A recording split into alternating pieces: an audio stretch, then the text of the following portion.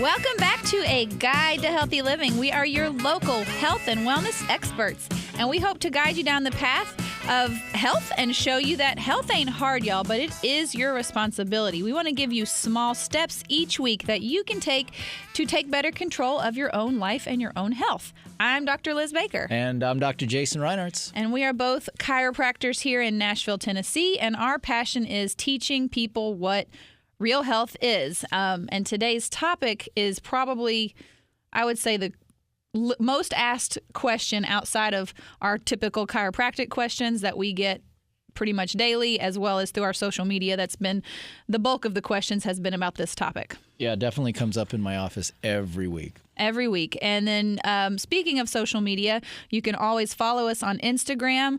Recently, we just passed 3,000 followers on Instagram, which was a super exciting milestone for us.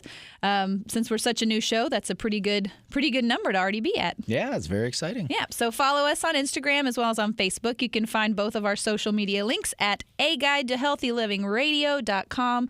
And as always, we want you to give us a call, ask questions. We want you to call in and post us your questions online, or call in and ask us your questions there and leave a message at 615-727-3107.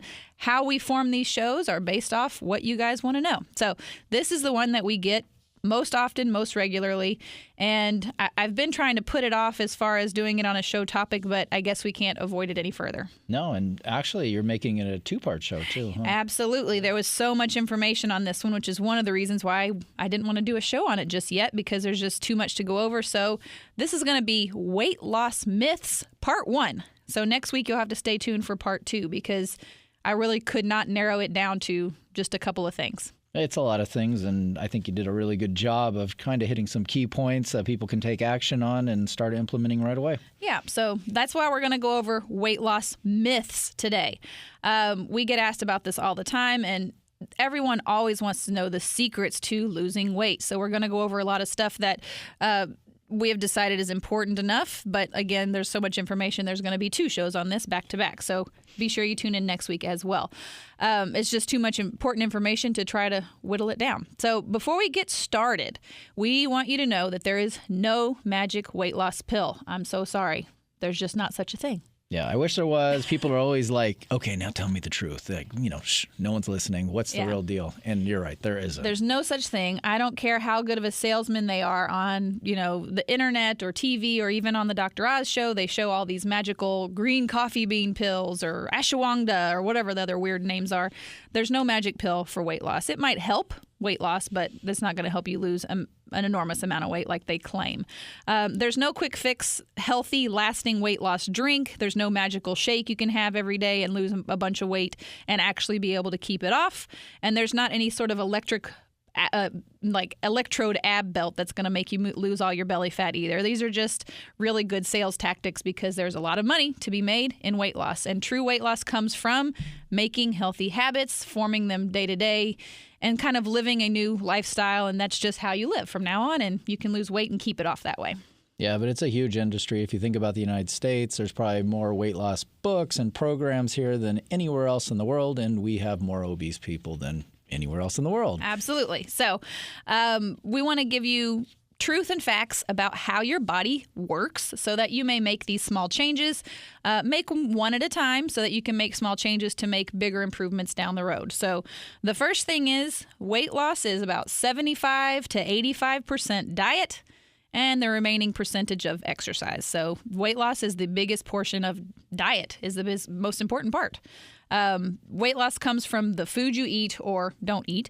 And there's even been a ton of studies that an analysis over 700 weight loss studies, so this is 700 separate studies, found that people see the biggest short-term results when they just eat smarter. Mm-hmm. That means you don't actually have to get up and run 6 miles a day. So those of you that hate exercise, good news. You just have to be eating smarter. On average, the people who dieted without exercising for 15 weeks lost 23 pounds versus those that exercised only and didn't change their diet only lost 6 pounds. Yep. Over a 21-week period. So even longer, they lost less. So it's much easier to cut calories than to burn them off. Yeah, there's an old saying, well, maybe it's not that old, but it's 6-pack abs are made in the kitchen, not in the gym. And that goes to right what you're saying is you can do sit-ups till the cows come home, but if your diet is not good, you're never going to get that fat layer down low enough that you can see those abs. Absolutely. Everybody actually has abs underneath that flubby layer. Yeah. We all have six-pack abs, just whether you can see them or not. Absolutely. So myth number 1, how much exercise do you really need? So we're going to talk about that 25% first. The myth is you've got to do a lot of cardio to burn calories to lose weight. And this is more Jason's realm. But the majority of the calories you burn in a day are actually not through your physical activity. It's just through what's called your resting metabolic rate.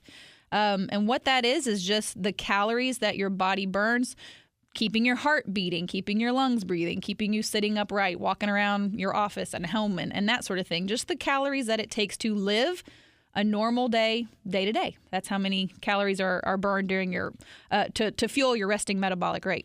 Yeah, and that's really an important number because, again, if you look at your body composition, the more muscle that you have, the higher your rate's going to be. Muscle's more metabolically active than fat, so you're more muscle, you need more calories each day to sustain yourself, which means that you're burning more. Absolutely. So a good example, in case you're not following us, let's say a 200-pound man may have a resting metabolic rate of anywhere between 1,600 and 1,900 calories a day. That's what they actually recommend as our daily intake, around 2,000 calories.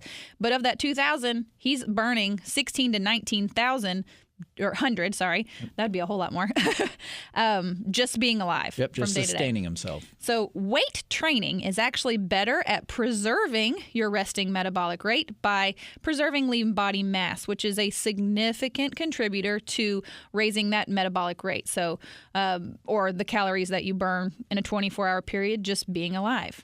Yep, and this is where I hire a nutritionist to do this for myself, and they can find this number. And once you have that number, you can do a lot with it. Absolutely. So the tip is, or they say running will actually burn more calories, but sprinting or lifting weights will actually result in more muscle mass. And by getting more muscle on your body, the more calories your body burns just sitting around. So weight training or sprinting actually supports more lean body mass, increases your metabolism, which, big thing here, is causes you to lose weight faster. When we return, we're going to go over a little bit more about the difference in weight training versus cardio training, but stay tuned because we want you to know something important you need to know about diet drinks. They could actually be causing you to gain weight. And also, since we're talking about calories, could counting calories be a waste of time? Stay tuned, and we're going to go over all of that on A Guide to Healthy Living. We'll be right back.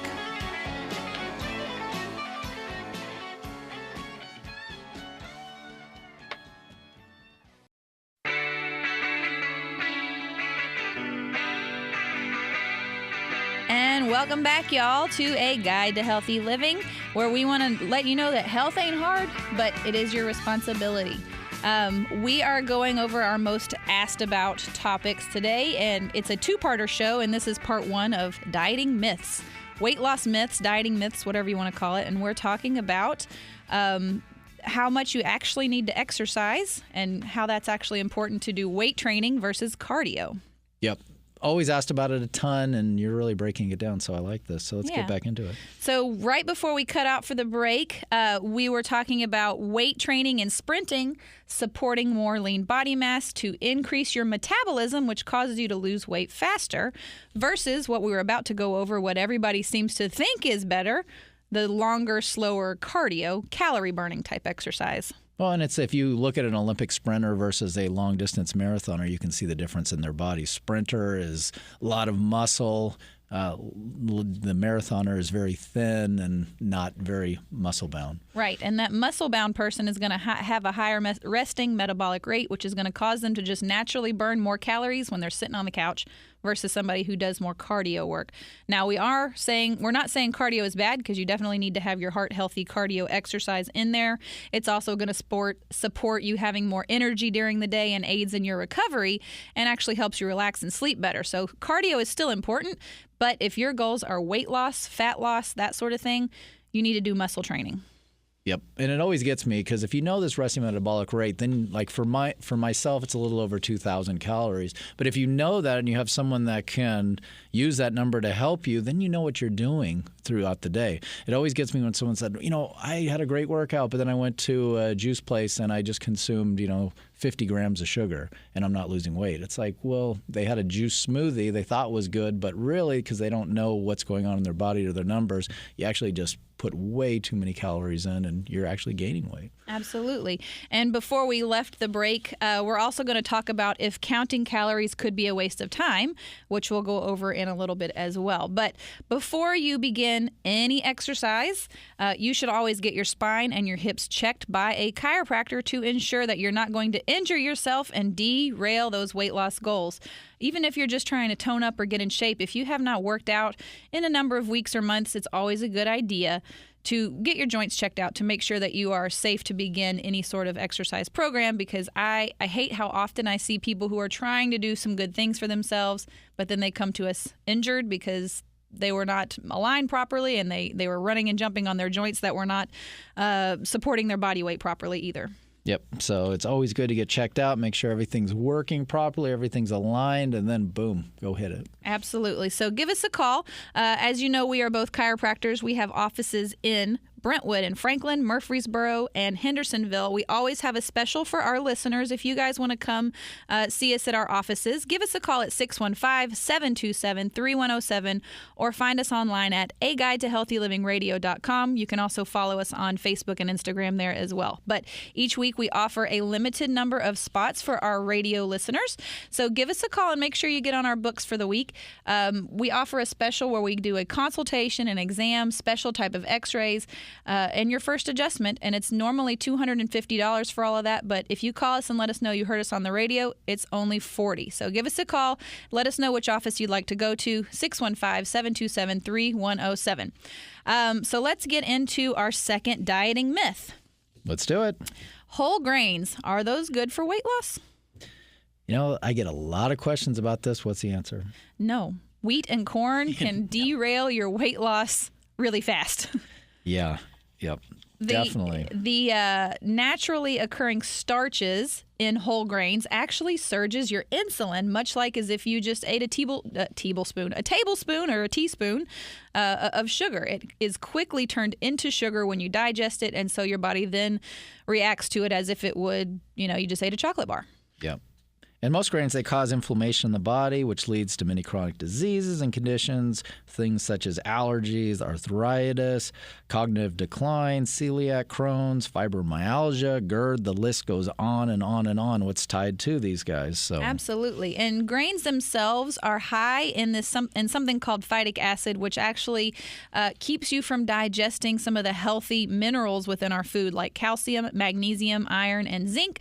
And without those, if you've listened to our show before, that can affect your bone density as well as brain health and heart health. Yeah, and there's actually a solution if you are a grain or /bread user. And what would that be?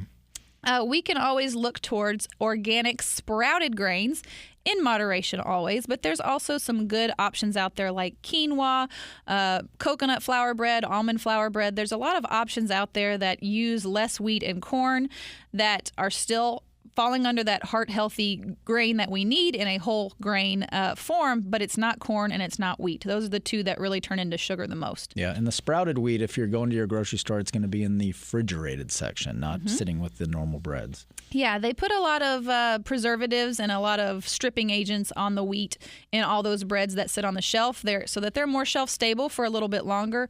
The ones that you're going to want to look for, the one I like is in actually the frozen section, so it's hard as a rock when you buy it, but it's a sprouted grain bread.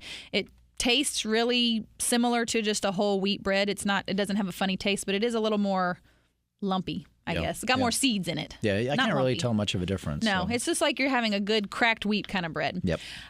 So as always, give us a call with your questions, because we always formulate these shows based on what you guys actually want to hear. 615-727-3107. Give us a call and ask questions if you have any, or check us out online at aguidetohealthylivingradio.com. You can find out information about myself as well as Dr. Jason and the other doctors within our network. Let's move into dieting myth number 3. This one's always a good one. Yep, and this one is all cholesterol is bad and eggs are unhealthy. Yep, that is a myth. That is a myth. So it's just not true. There have been a lot of studies that date back to even the 80s that actually say that this is totally wrong and we need to quit believing that eggs are actually bad for us. There's actually been no correlation or relationship between egg consumption and heart disease, and there's also no relation between egg consumption and blood cholesterol levels. These eggs are actually something that are going to help us lose weight, and we're trying to cut them out. Yeah, I eat eggs just about every morning. Yeah, you eat a bunch of eggs, I know. Yep. But what you do need to know is that not all eggs are created equal, and we talk about this pretty much anytime we bring up eggs, is that you need to know the difference between good eggs and bad eggs. Yeah, there is a huge difference, and believe it or not, when you taste the difference between these eggs, you'll know exactly what we're talking about. The way they are raised is really the biggest difference, and what the chicken actually eats is the biggest contributing factor to the health of the egg itself and the nutrition of the egg itself. Test after test has confirmed that true pasture-raised eggs are far more nutritious than our commercially raised eggs. And so what we mean by that is the chicken actually lived outdoors.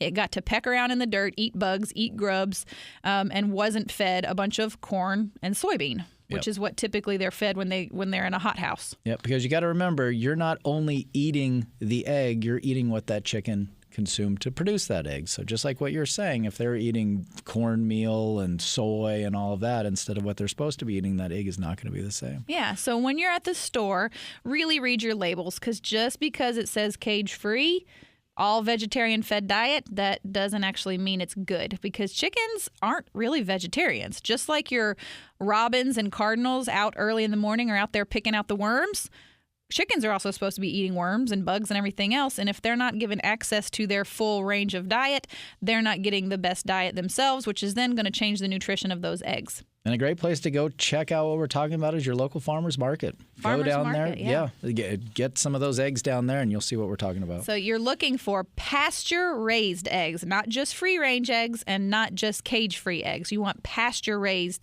eggs. And I actually recently saw some at our local Kroger's. They're actually starting to carry 2 different brands of pasture-raised eggs now, and they don't really cost that much more. And the health benefits are astronomically different and can help you aid in weight loss. So don't be afraid of eggs. Just be afraid of the bad eggs. Yep. So, as always, give us a call at 615-727-3107. So if you are going to begin a new weight loss program where you're going to start adding in exercise, remember to call your chiropractor. And if you need a new chiropractor, we're your 2 favorite chiropractors. We'd love to be your chiropractor. Absolutely. We've got offices in Brentwood and Franklin, Murfreesboro, and Hendersonville. Give us a call at 615-727-3107. Now stay tuned, because we want to go over why diet drinks could be making you fat. So don't go away, and you want to hear the truth about artificial sweeteners. They can actually be causing you to gain weight. Don't go anywhere.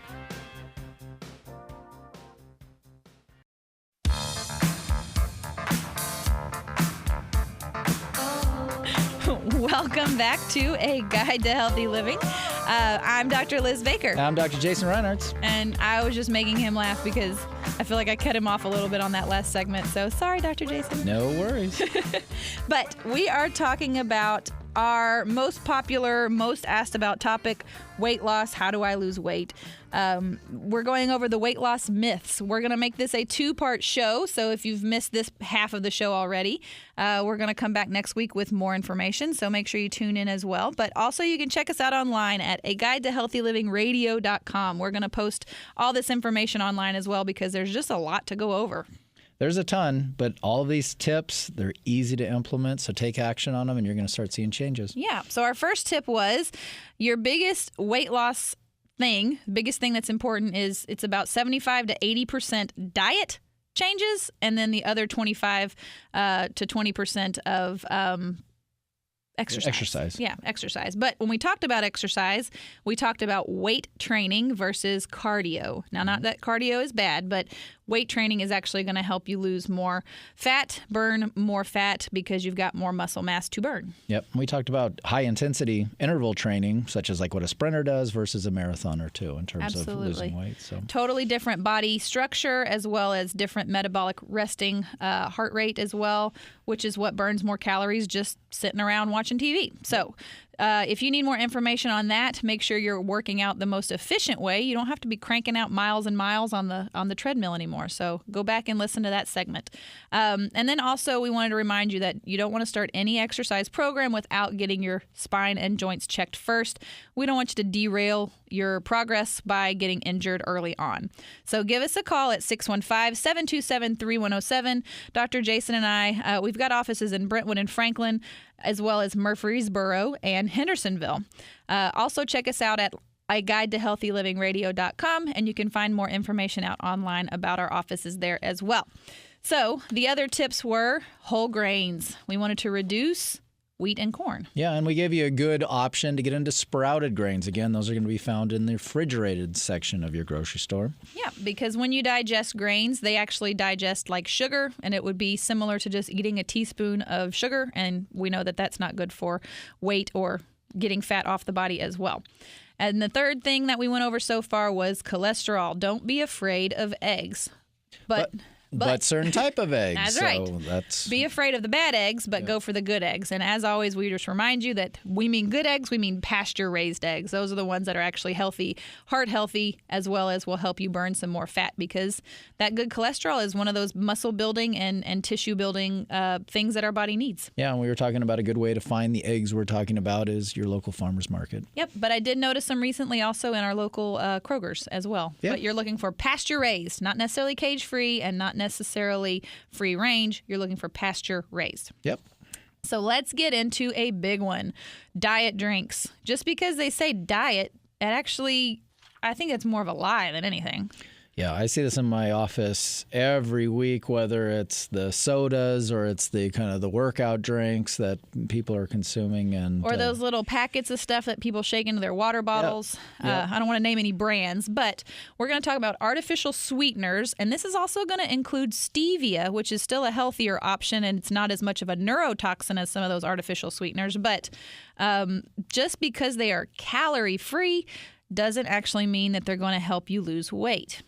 Yeah, these artificial sweeteners, they mess with your body and really wreak havoc. And study after study shows that people gain more weight from drinking the diet than they do the regular. Absolutely. So there's no secret that refined sugar is highly correlated with weight gain as well as type 2 diabetes. So we're not even going to go over that. You all know sugar's bad.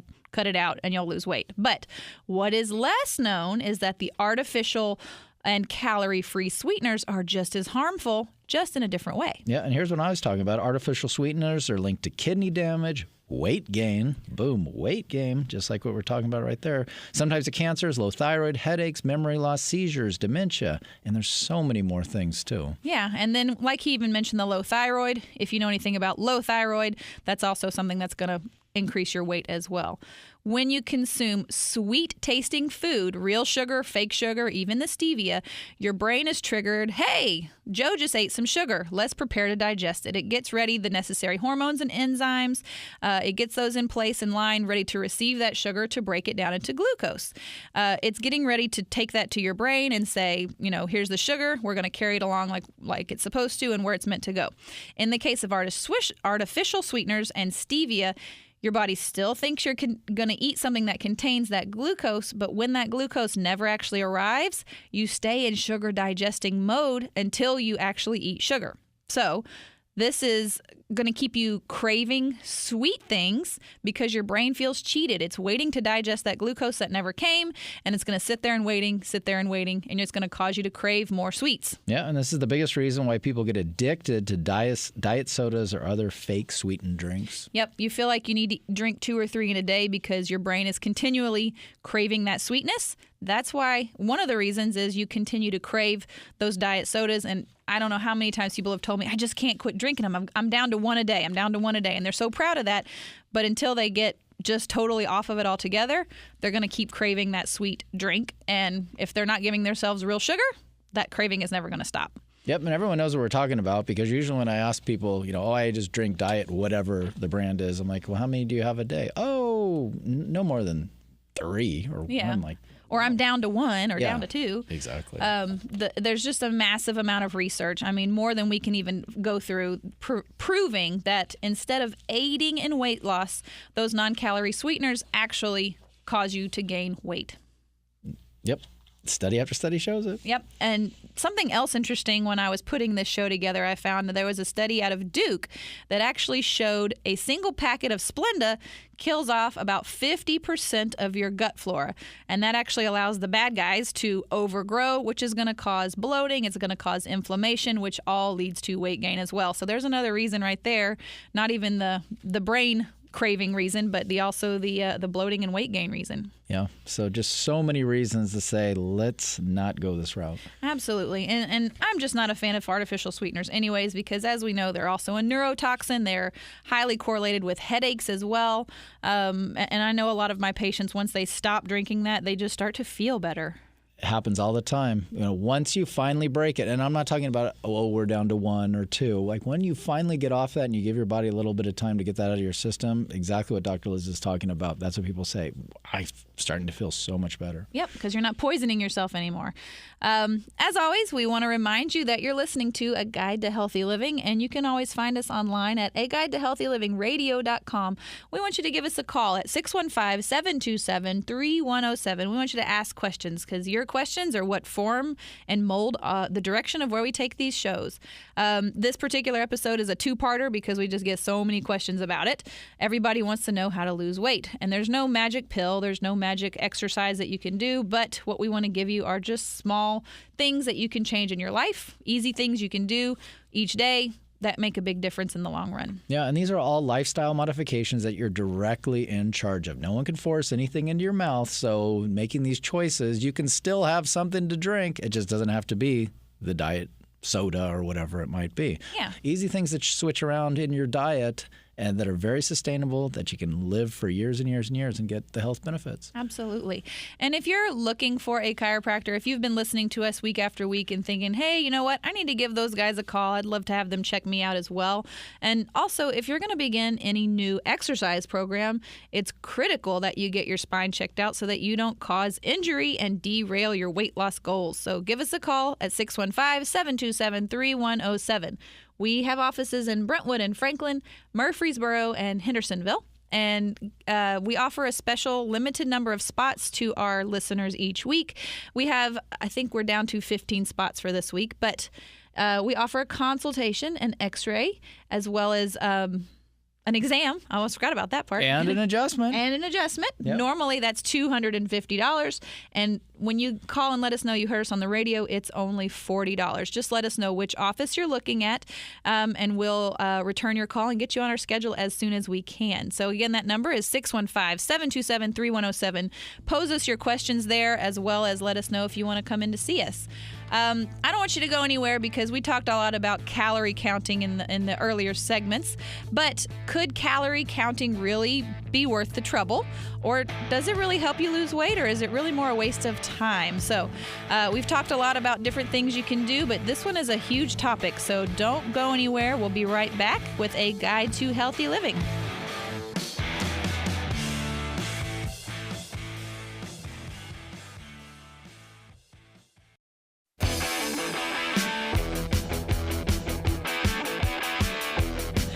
Welcome back to A Guide to Healthy Living. I'm Dr. Liz Baker. I'm Dr. Jason Reinhardt. And we're excited to be here going over these dieting myths, weight loss myths. This is going to be a part 1 of a 2-part episode because there's just too much information to go over. There's no one single mystery or one single secret to losing weight. There's a couple of different things you guys need to know. And we've already gone over a couple, but this is a topic that we get questions so often, more than anything else. There's nothing more sad to me where I see people actually, they attack it. They put in the effort. They have such good intentions and they get no results. Mm-hmm. And it's not a lack of willpower or energy or enthusiasm. It's just that they don't have a plan. And when you don't have a plan, you have nowhere to go. And when you have nowhere to go and you hit a roadblock, you don't know how to course correct. And that's the biggest problem. And then they get defeated and they just give up. And it really breaks my heart because you get someone like you or me to get in there, change things around, and then they're back on track. Absolutely. And maybe you don't even know what track to be on. So that's where we're going with this show, are the myths about weight loss. There are things that you're either doing or not doing that is sort of a mainstream thing that people either know or know to eat or know to avoid that could actually be derailing your efforts. Yeah. And it's just like, what we were talking about in our first tip, where the diet is about 75% of what you need to be focused on, 25% about exercise.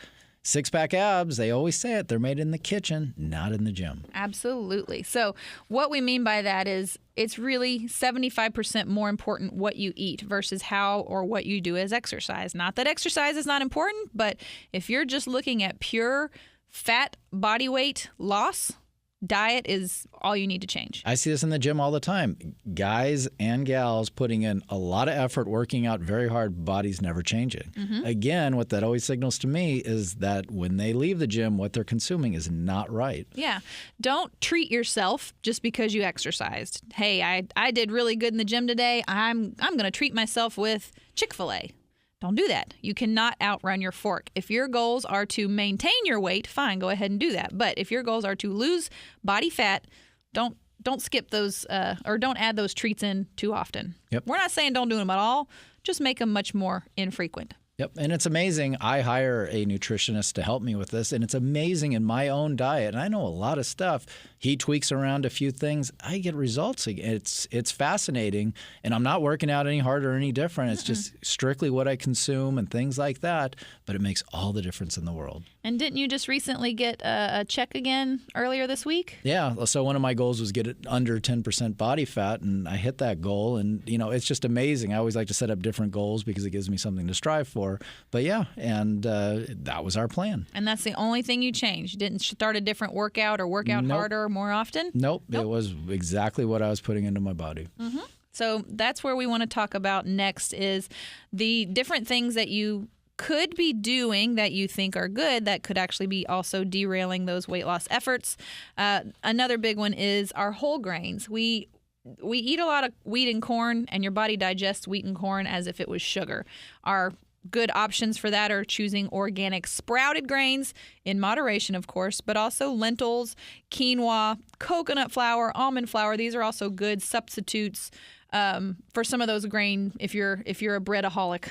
Yep. Again, it's little changes that equal the big results. So let's get you off one type of bread and introduce in such as what we were talking about, a sprouted grain. Or just eating less bread. Correct. Let's say some people just need to give it up. Yeah. On the way into the studio here, actually just today, somebody was walking up the stair with us and they said, you know what? I got my Jimmy John's on a lettuce wrap instead of bread. That's an excellent option. Yeah. Lettuce wrap sandwiches, or even cutting the bread down to just a tortilla instead of bread. It's a lot less flour. It's going to be a lot less on the glycemic index. It's not going to spike your insulin. So just making small changes here and there makes it not such a drastic issue, and you're not going to feel like this is overwhelming. Yep. We talked about another thing in terms of something I eat every morning, eggs. Yep.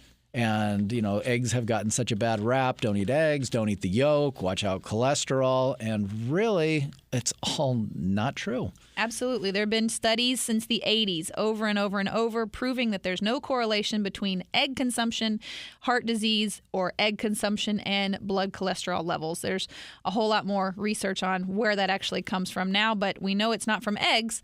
But what we do know is you got to be eating the right kind of eggs. Yep. And we talked about the good kind to eat, or what are the keywords we're looking for? Pasture-raised eggs. Those are the most ideal. I have recently seen some in Kroger's, but typically you're going to find them at your farmer's market, or if you've got somebody that's got what I like to call an urban mini farm where they might have a few chickens in their backyard. Yeah, and they might be $1 or $2 more than what you're used to paying. It is well worth it. That's a great investment. Yeah, if it's worth it, $1 or $2 extra for weight loss. If that's what your goals are, pay that extra $1 or $2 for those good eggs. Yep. We talked about what we're passionate about, chiropractic, getting your body aligned, making sure that you're going into any exercise program healthy. so that you're not going to break down. And you're not going to injure yourself as well. Correct. So to lead off on that, if you're looking for a chiropractor, as always, give us a call at 615-727-3107. Dr. Jason or myself would love to be your chiropractor. We've got offices in Brentwood and Franklin, Murfreesboro, and Hendersonville. Give us a call and let us know which office you're looking at, or you can check us out online, aguidetohealthylivingradio.com. You can find out information there. Let's move into, we didn't go over the artificial sweeteners again. Well, and that's what we were talking about also, where a lot of people think that they're really doing a good job in terms of weight loss, saying, I'm drinking the diet version. And, I understand where they're coming from. The problem is it's not a good solution. Yep. So those artificial sweeteners are actually going to mimic sugar, and then when the glucose never arrives, your body continues to crave it. This is why we get addicted to those diet sodas. And study after study shows that those artificial sweeteners actually cause you to gain weight versus lose weight. So knock it off. All right. Are we ready for dieting myth number 5? Number 5. So this is only 5 of many more. Like we said, this is a part 1 of a part 2 episode. But we're going to round it out this episode with, do I need to count calories? And do I need to keep track of all the calories I eat?